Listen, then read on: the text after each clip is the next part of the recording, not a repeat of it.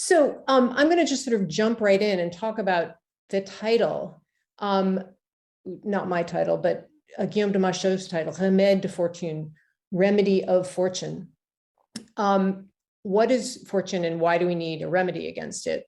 This was something that I didn't really understand when I was an undergraduate, actually, and only recently I think I've come to understand a little bit more fully the full implications of why one would write a book-length poem, which is what this is, proposing a remedy for fortune.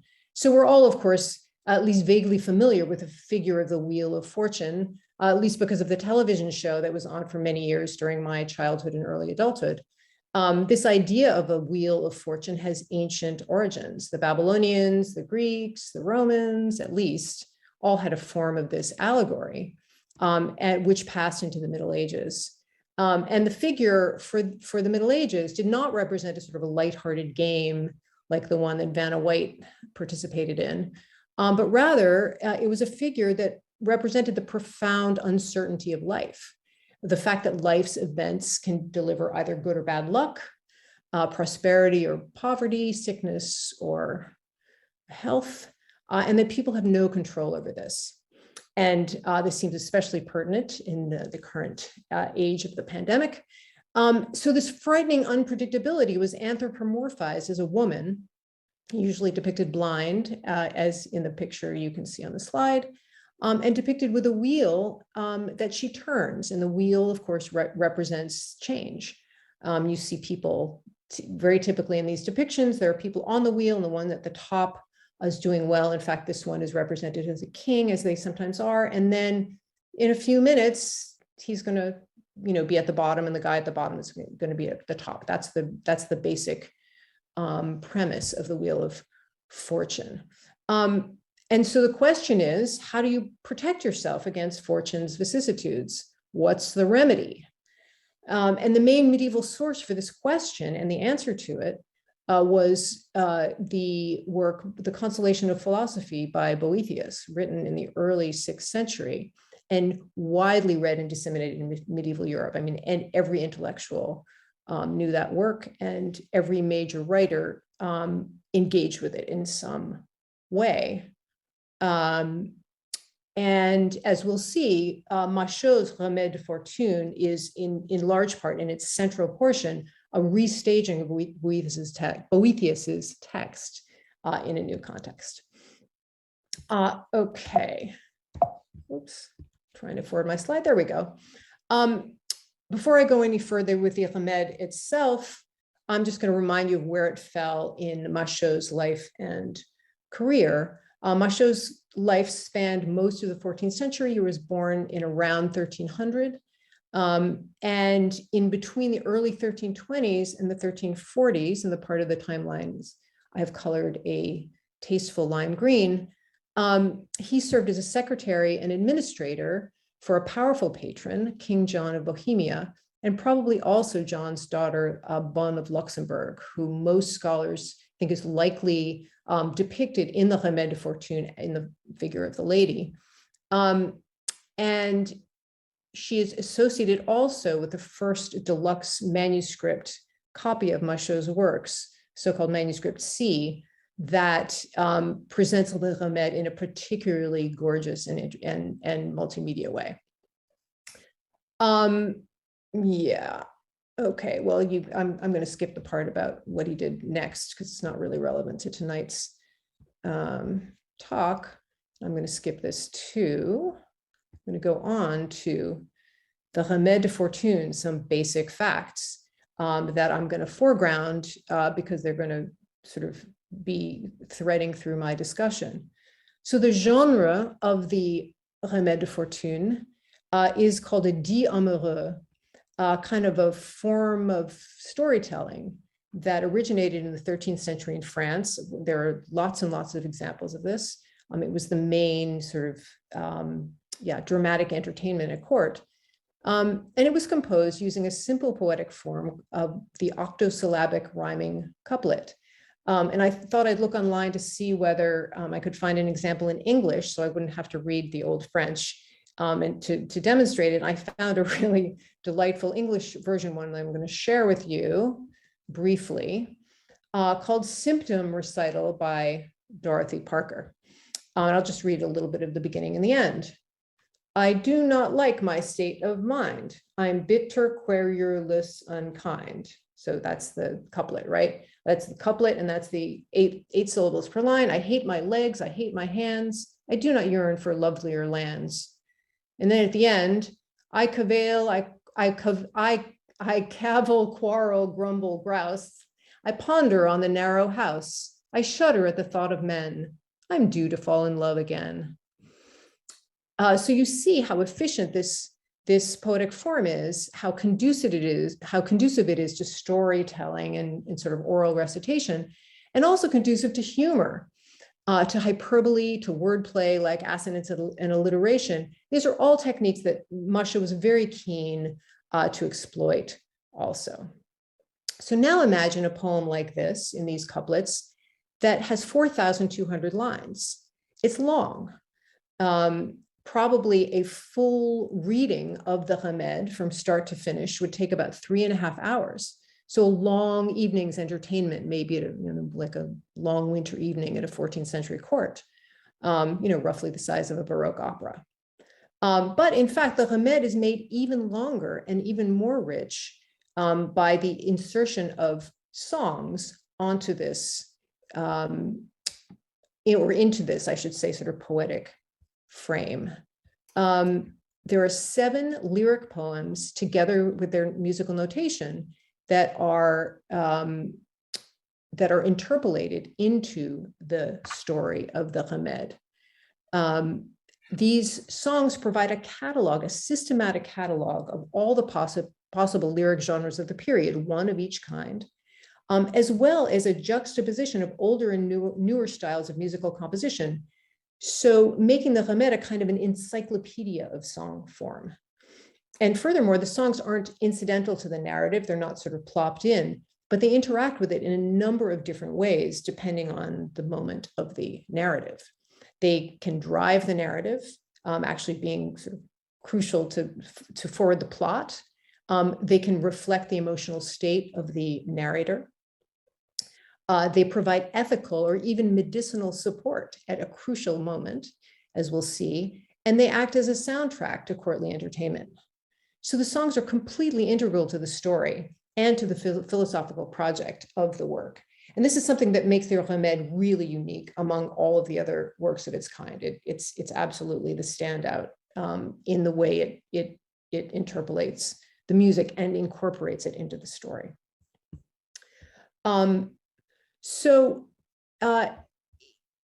As I think I already have mentioned, and I'm going to talk about later on, the basic fact number 3 about the Remede is the fact that it combines entertainment with instruction, and particularly, as I've said, in its recasting of Boethius's Consolation of Philosophy, in its middle section. So both entertainment and instruction, not only about music and poetry, but also about spiritual and moral understanding.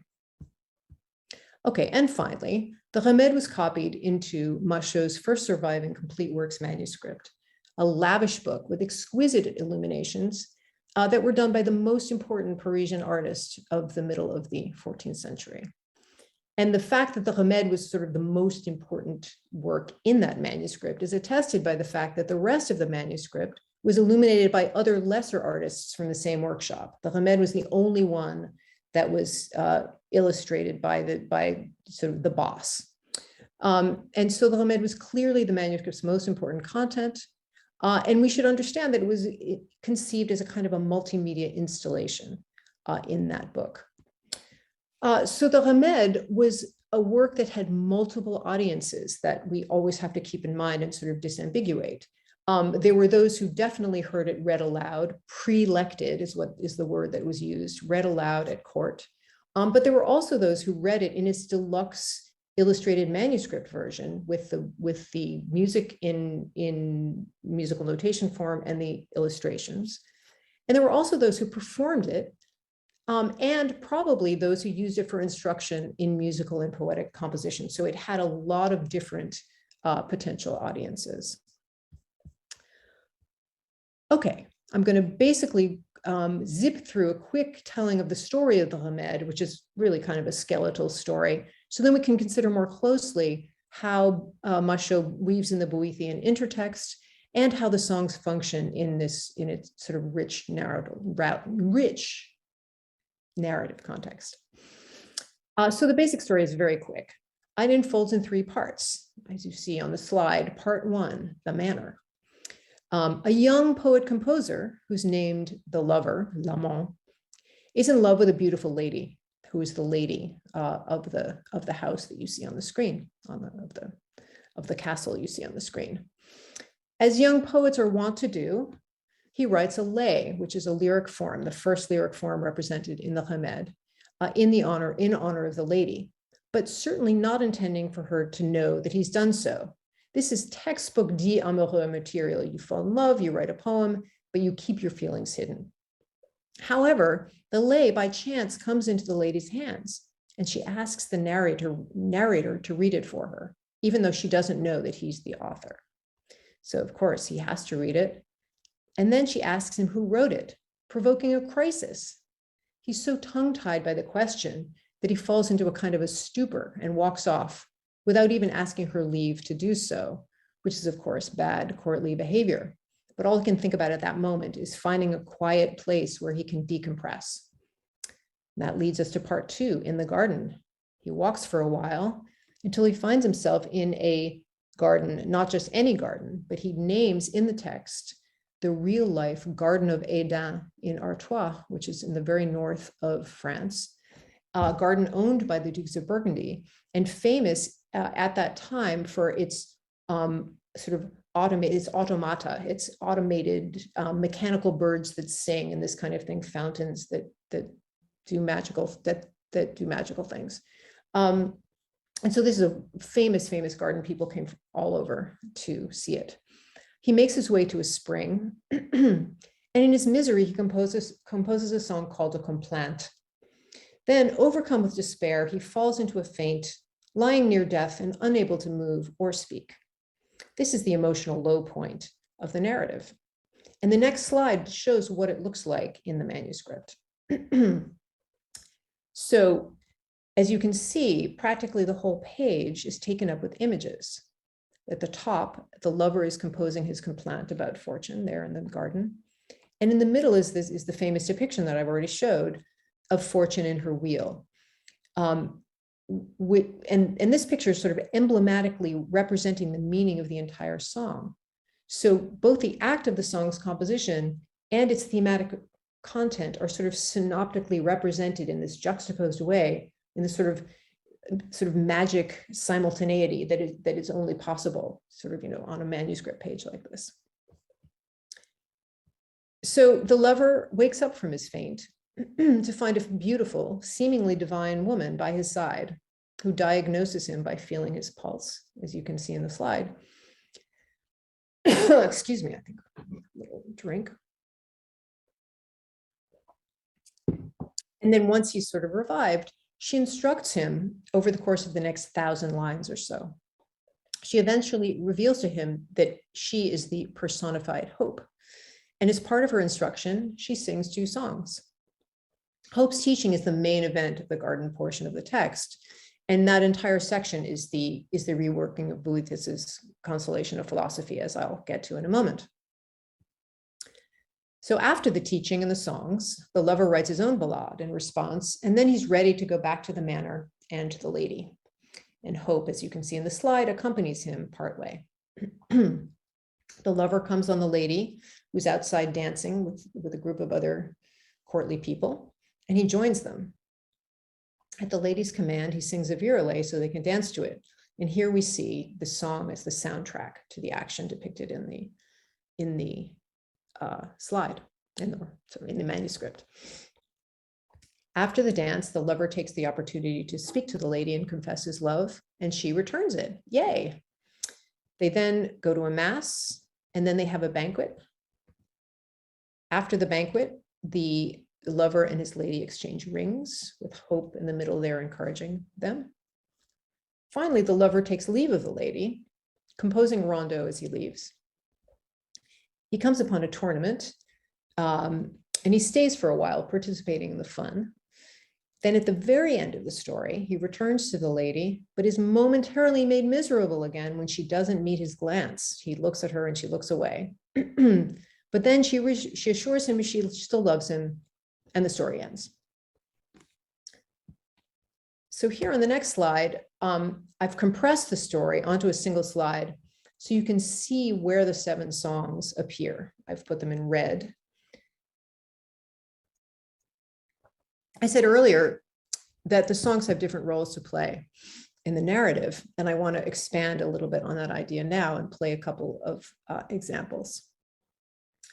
So the first 2 songs, the lay, which is, can you see my cursor? Well, the lay at the end of the manor, first manor section of the narrative, and the complaint at the beginning of the garden section are superficially similar. They're both monophonic, meaning that only a melody is represented in notation. There's no harmony or counterpoint. They're both older genres, meaning, and the lay in particular is particularly venerable. It's the most complex poetic form that there is. It contains 12 stanzas, and each stanza has its own rhyme scheme and poetic form. So it's a kind of it's an exercise in maximal poetic rhetoric. You have to change the rhyme and the number of syllables and so forth for every stanza. And it's designed to be rhetorically virtuosic and to show off the poet's skill. Of course, this is the ideal form for an ambitious young poet in love to show off what he can do. And in this lay, in addition to this complex poetic form, each stanza is composed with different music. And so it's also musically highly differentiated. And Machaut really pulls out all the stops. He makes a very virtuosic melody, even though there's only one melody. It has an enormous range. And in fact, for one singer to sing this, I think is really challenging. It has an extremely large range. So on the next slide here, on the left, I've copied the translation of the description of how he came to write the lay. It's, again, the textbook courtly love situation.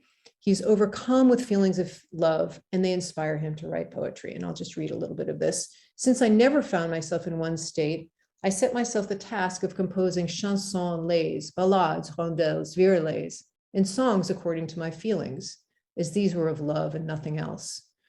For whoever does not compose from his emotions produces inauthentic writing and song. And I put that in blue because this is a sort of a maxim that he refers to over and over again throughout his career. And so then, oops, didn't mean to do that. And then at the bottom, he says, because sweet thought is enclosed within my heart, along with memory and good hope and loyalty, in whom is all my trust and nowhere else, I compose the following poem, which is called a lay.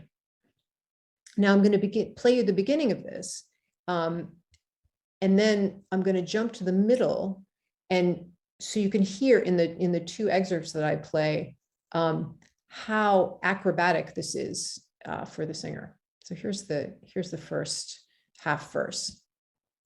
Whoops. Hello, there we go.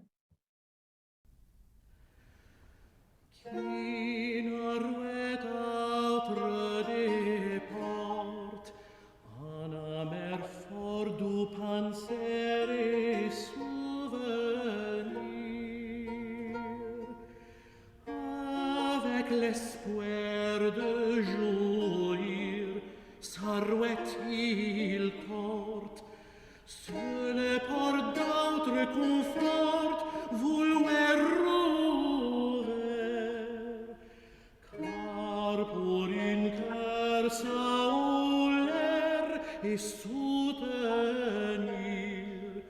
plus qu'érir ne doit mérir qui aime fort. I'm going to now jump, if I can, to stanza 8. And this is what it sounds like.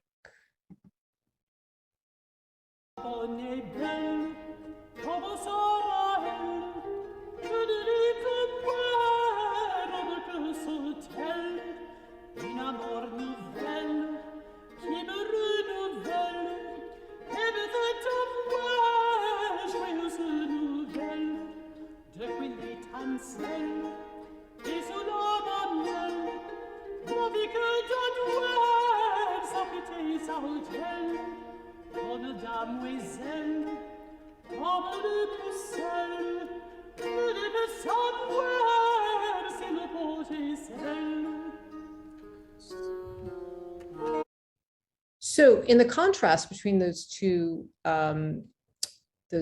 excerpts from the lay, you can hear how wide the range is, and also all of the other contrasts that Machaut builds into it. So the notes, I think you heard, are much faster in the second excerpt. He uses, so this is again in the old style, the fastest notes you have are these, in the score here, you can see are semi-briefs, and there were hardly any at the beginning. And then in the section I played from verse 8, from stanza 8, it was practically all those faster notes. The phrases were much shorter because the poetic lines were shorter because it was a different stanza.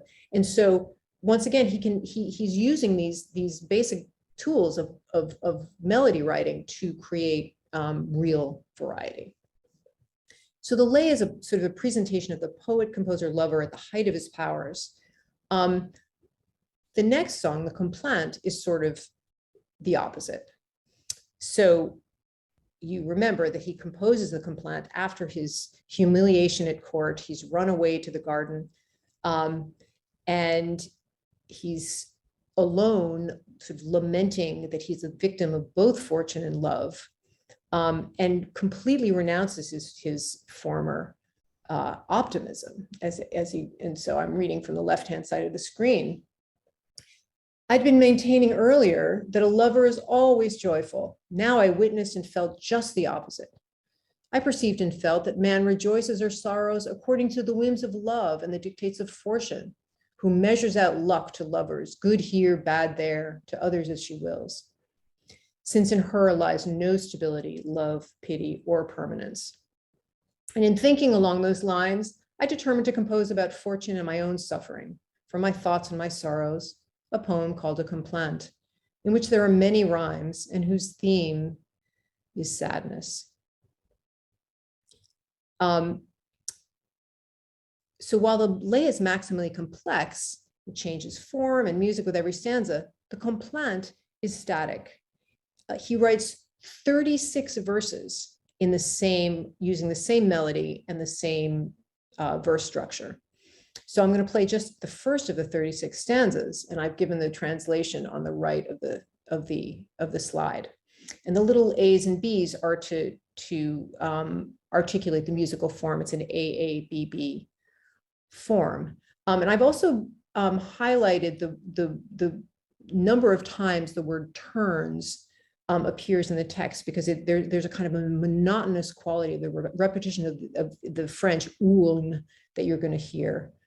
Now, this is a monophonic song, as was the lay, and the instrumental stuff you hear in both of them is improvised. It is not written in the music. Okay, here we go. Oops, I keep losing it. Come on.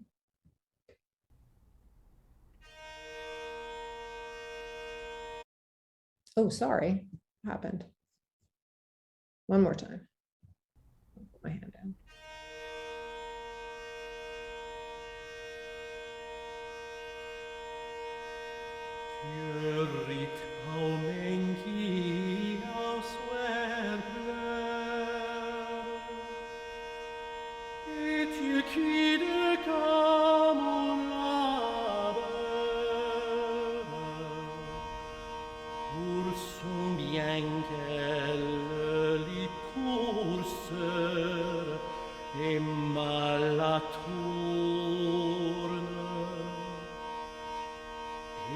Dieu qui de que jouer à cœur pour lui dire qu'elle demeure,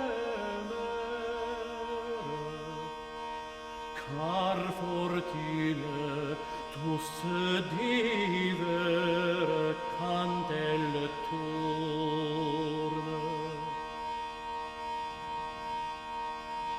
Qui n'attend ni qui la journe pour tourner qu'elle ne séjourne.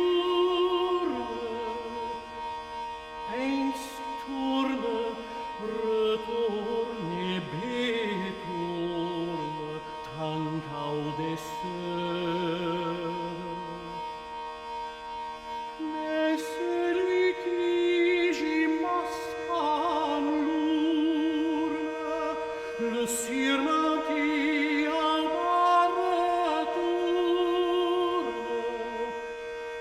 et le plus joué mat et mourne fait un poudre.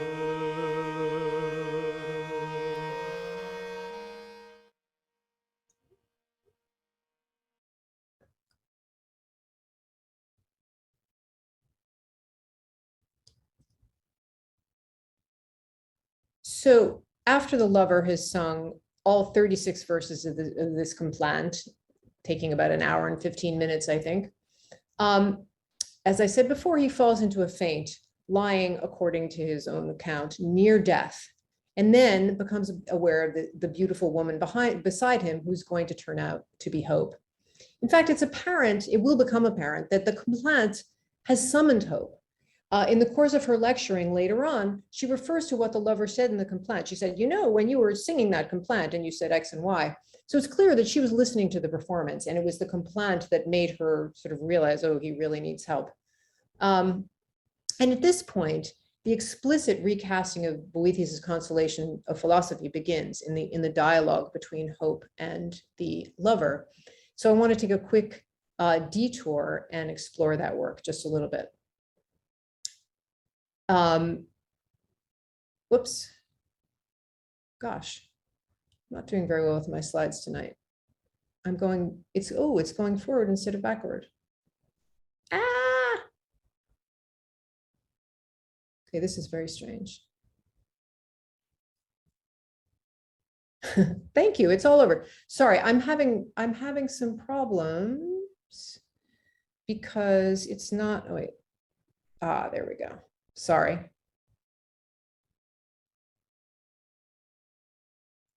Okay, now I'm back. Sorry about that.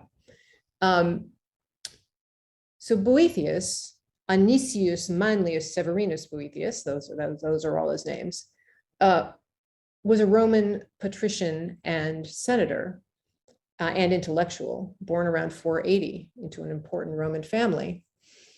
He knew Greek and Latin, and in fact, earlier in his life, he stated that his life goal was to translate all of Aristotle into Latin. He's made a start, but he never finished for reasons that will become clear. He rose to be a very high-ranking member of the Roman government in a moment when the empire was near its end, the end of its power, and very unstable. In 523, his position changed dramatically when he was abruptly accused of treason and thrown into prison, and he was executed the year later. He wrote the Consolation of Philosophy while he was in prison. It was cast as a dialogue between himself and the personified philosophy, and it forms a kind of astonishing philosophical and intellectual testament. The Consolation of Philosophy was enormously influential throughout the Middle Ages. Pretty much every important author interacted with it in some way. So the ways that the Consolation of Philosophy and the Remede interact should be pretty obvious when I say that the the Consolation of Philosophy begins with a narrator lying prostrate, composing self-pitying poems about his misery. That's the first thing that you read in the Consolation of Philosophy is a self-pitying poem that Boethius writes. He says, I used to write happy songs. I think that's literally how it starts.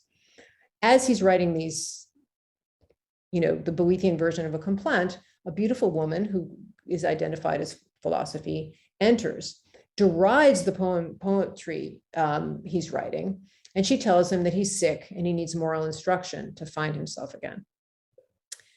In the course of 5 books, sort of 5 treatises, and using the Socratic method of questioning, philosophy brings Boethius back to moral and intellectual health and rational thought, both by speaking and also by singing. So this is the Consolation of Philosophy is a genre called a prosimetrum. It alternates prose and poetry.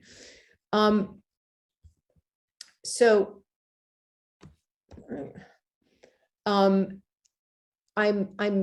paraphrasing this beautiful, rich, deeply profound work in sort of 3 bullet points, which makes me feel a little bit embarrassed. I urge you all to go out, if you have not already read this book. It's a stupendous read, but it's beautiful and it's also profound. So, but I'm reduced to bullet points. The bottom line for the Consolation of Philosophy is that moral understanding is achieved by rejecting worldly well-being. So Boethius is unhappy because he's been stripped of his power and his money and his friends and his yada yada. And the point is that all of those things are in the purview of fortune, and he can't control them. But the only thing that he actually has control over is wisdom, which is related to the true good, which is related to divinity. And in fact, interestingly, Boethius, who was both a Christian and a Roman, he was an early practitioner of Christianity, attributes to God the sort of the Aristotelian highest good. And so all the kind of the cosmic order that represents good is linked to something that Boethius calls God.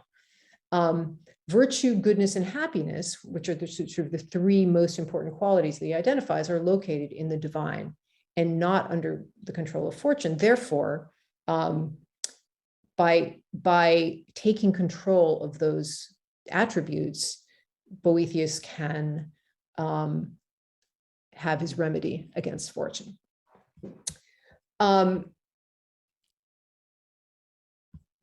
Okay, so if we now look at Hope and her sort of retelling of the Boethian or philosophy's message, I'm now going to again sort of paraphrase about 1,000 poetic lines in which Hope lectures and sings to the lover. In her telling, it is love, true love, fin amour, which transcends all the difficult emotions that he's feeling.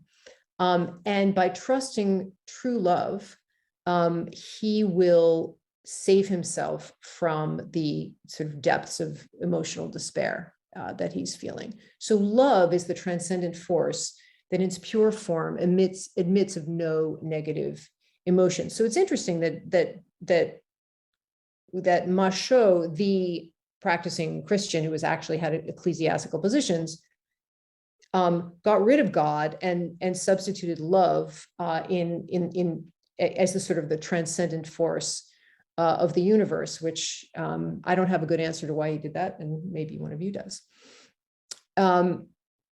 So after Hope has explained, this notion that love is this sort of, love is so powerful that it sort of blots out all negative emotions. The lover poses Hope a question. He says, how can he protect himself against the effects of fortune? And he says, I feel such terror that all my limbs tremble whenever my thoughts turn to fortune. He's terrified of being a victim of fortune. And in answer to this, Hope becomes Socratic, and she asks him 3 questions so that he will sort of figure this out for himself. Question number 1, which is the better good, that which you can lose or that which you can never lose? The answer, of course, is that is the good that you can never lose. And she says that those goods are happiness and goodness. Again, two of the qualities mentioned by Boethius, neither of which are controlled by fortune. Question number 2, do you possess anything more precious than yourself?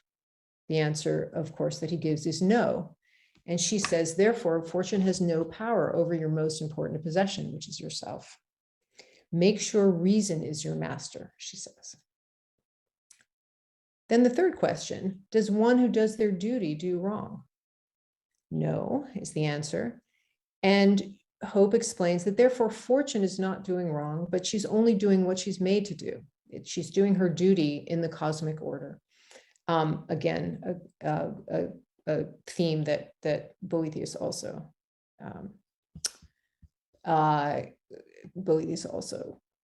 covered. So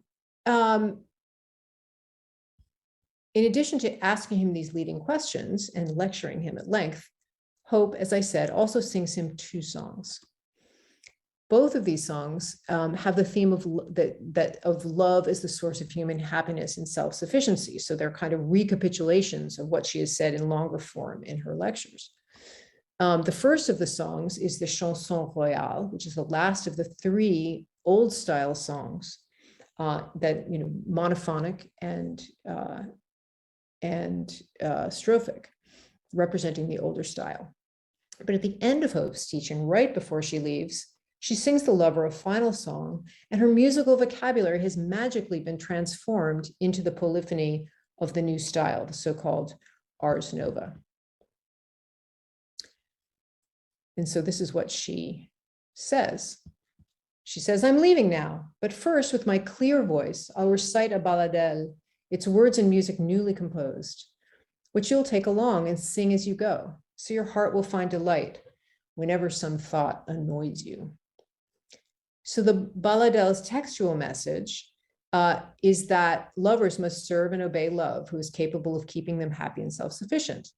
Pretty much a highly compressed summary of the longer lecture that she had already given. And her idea is that the balladelle is portable. The lover can learn it and carry it around with him. So it's like psychic medicine that Hope is giving the lover for future times in case he has a relapse. And in fact, he says that the song she composes is so wonderful that he doesn't have any trouble learning it. He says he's very impressed. He says he's never heard a harmony with such sweetness as I've put in the blue. And maybe this is because he'd never heard an Ars Nova song before, or maybe it's a kind of a tongue-in-cheek praise of himself, because of course he composed it, right? Machaut composed everything. But he says the lyrics gave him even more pleasure than the harmony, so much that he memorized the whole thing even before she'd finished it. So I'll just play the first stanza of this medicinal form, and note that this time you'll hear all of the music you hear is notated in the original manuscript. It's a 4-part polyphony.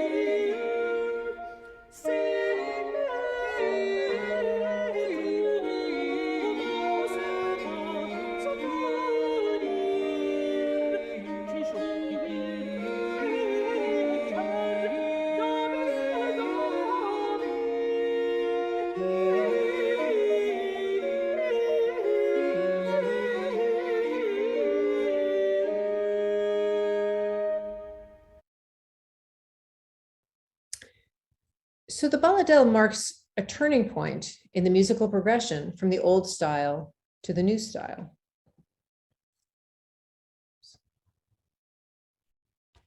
Let me get it, excuse me. There we go. It also falls roughly in the midpoint of the text, right after the 2000th line of 4,200. And it's the midpoint song as well, 3 songs before it and 3 songs after it. So from a textual point of view, it's the middle of the narrative, a privileged position to affect the transformation in musical style.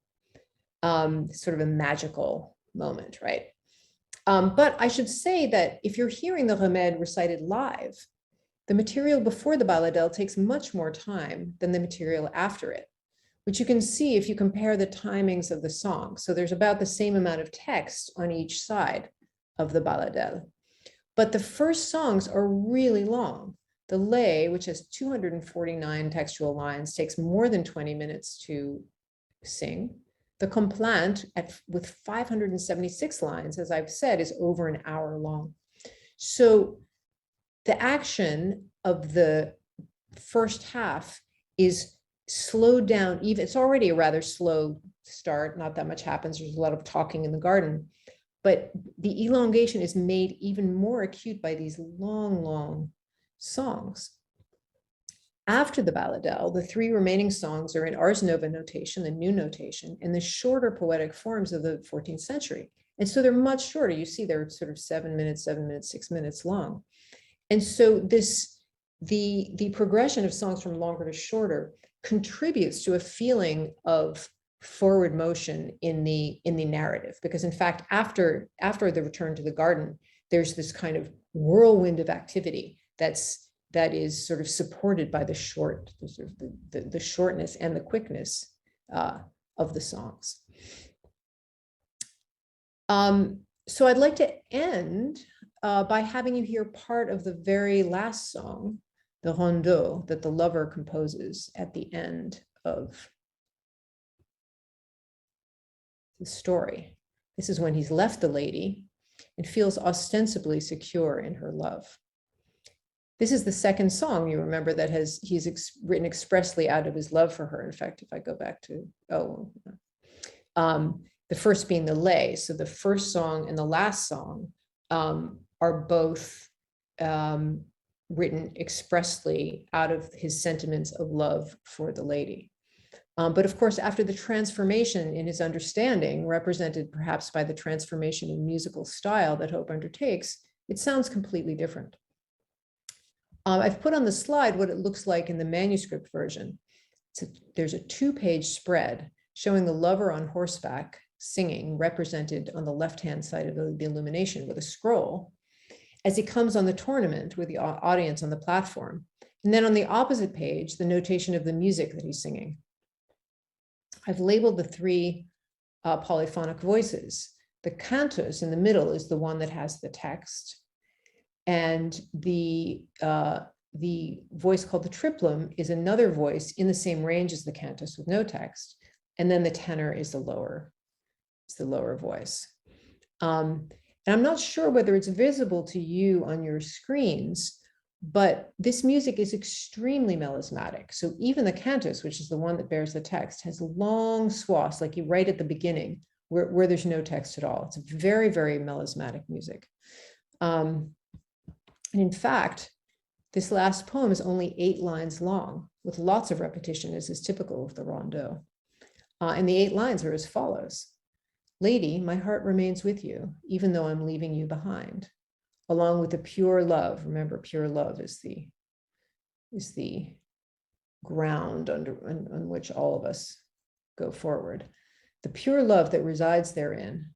Lady, my heart remains with you. Now I pray God your heart loves me, not sharing me with any other lover. Lady, my heart remains with you, even though I'm leaving you behind. Now note that the lover has not quite 100% mastered Hope's teaching. He did very well while he was talking about the pure love that resides in his heart. That comes directly from her. But then he slips up a bit in acknowledging doubt that there might be another lover. Because according to Hope's teaching, pure love is absolute. And if one achieves a state of pure love, like Boethian wisdom, it makes him completely self-sufficient and drives out all other emotions. So clearly, our lover still has a few things to learn. So when I'm going to play this now, and I listen to how melismatic it is, the text to note balance has swung completely in the other direction from the beginning. And you're just going to hear a lot of notes.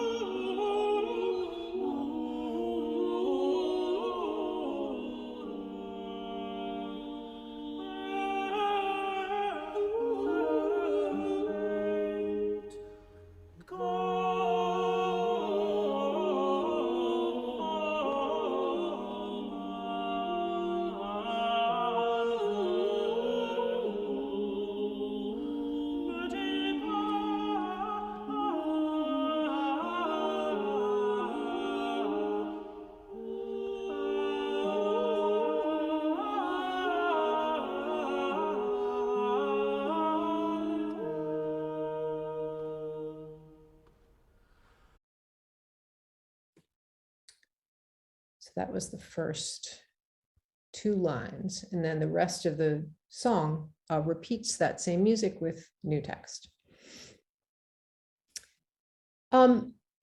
So in case the reader, or you, the listener, the reader, is wondering who this poet lover is, this protagonist who's had all of these adventures and learned his lesson from Hope, Machaut spills the beans at the very end of the text of the Remede. He writes, right at the end, he says, "At the end of this treatise I've compiled and written, my intention is to put my name and surname, omitting no letter or syllable. And whoever would like to learn my names can accomplish this with ease. For the first verse, before I stop, holds the beginning, middle, and end, and my name is present there in its entirety, lacking neither a third or a quarter." So if we go to the 4th line from the end here, Amen is the end. 1, 2, 3, 4. I boxed it. "Li changement où tu me dis."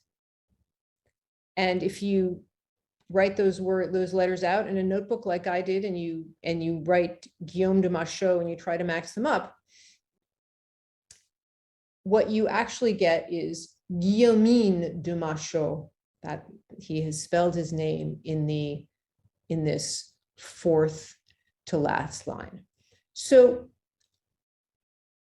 why would he do something like that?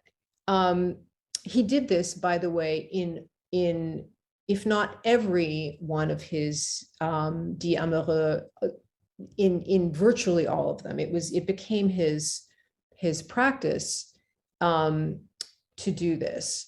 And so I think, there are a couple of ways to read it. Part of it is, is a kind of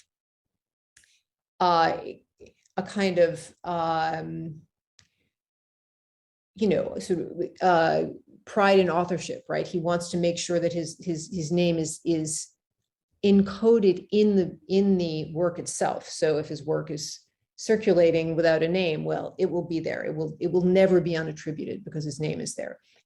Naming and sort of authorial presence is extremely important to Machaut, and as witnessed by the fact that he oversaw the collection of his works and manuscripts, connecting his name to a body of works was a lifelong preoccupation. But there's also a sort of literary side to the encoding of his name that I think has to do with how he wants his readers to understand the truth or fictionality of the story. You remember I said at the beginning that scholars today are sort of assume or imagine that the work was written that Machaut's probable patron, Bonne of Luxembourg, was probably the model for the lady in the story. So the idea would be then that he wrote the story as a kind of quasi-real, quasi-biographical, quasi-autobiographical account in which references to real people and real places, like the Garden of Eden, would sort of titillate his audience. So if imagine he's reading this work at court and Bonne of Luxembourg is there, there's a line early on that actually I meant to make a slide about and I forgot. He's at the beginning, he's praising the lady, lavishly before he gets around to writing the lay. And he says, everyone called her bonne et belle. Everyone called her good and beautiful, but Bonne was, of course, the name of his patron. And so it was sort of wink, wink. Everybody called her Bonne. Get it? Bonne of Luxembourg is the lady. And so likewise, the identification of the I of the first person narrator with the real life author, Guillaume de Machaut, so sort of identifying himself at the very end as the narrator, changes the reading. It makes you imagine then that he is narrating a first person account that's actually autobiographical. Although, of course, there are limits because, well, the actual personified hope, of course, didn't really come to him in the garden and so forth. So there's this sort of delightful playing with the possibility that the story is actually true, and yet sort of distancing. And that's a feature of many of these works that the scholar Lawrence Deleuze has coined the term pseudo-autobiography. That was something that Machaut cultivated. Well, I think that my time is up, and so I will say thank you.